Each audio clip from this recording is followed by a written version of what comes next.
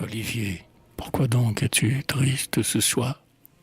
Près de la lampe, après être venu t'asseoir, pourquoi n'est-elle pas encore commencée? La page où chaque nuit tu fixes ta pensée, comme on couche une fleur aux feuillets d'un herbier. Dans ce livre de Locke que tu tiens, Olivier, comme un navigateur qui va vers les surprises, tu n'as jusqu'à présent inscrit que bonne brise, mer tranquille et berceuse, astre clair et ciel pur.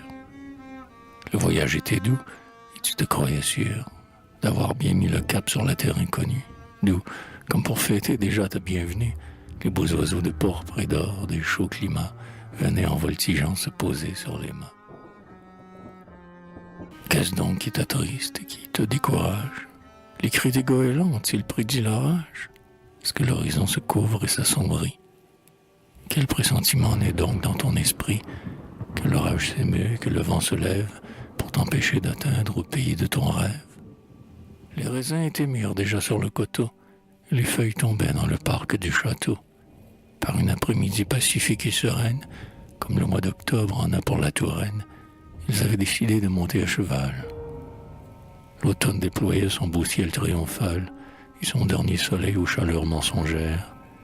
De grands vols tournoyant des rondelles légères, pour le prochain départ s'assemblaient dans l'azur. Les feuillages d'or montaient parmi l'air pur, balancés par le vent aux haleines moins douces.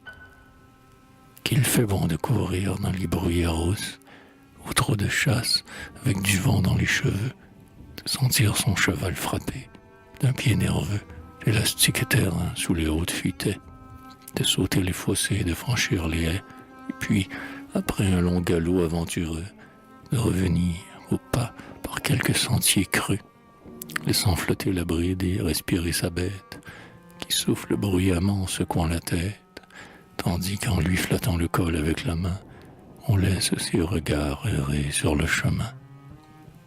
Ce plaisir, Olivier l'avait plus que personne.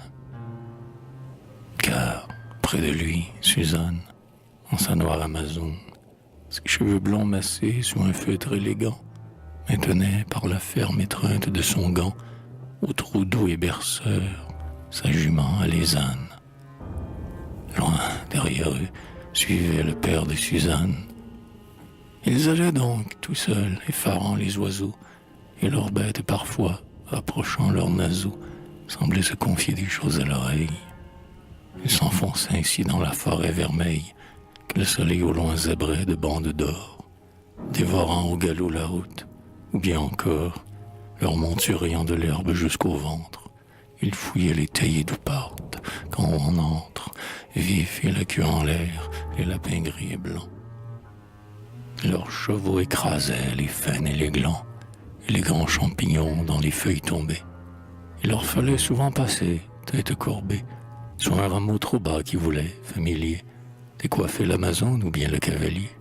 Puis, quand était franchi ce pas très difficile, il riait, éveillant un vieil écho docile qui riait à son tour sous les chênes, là-bas.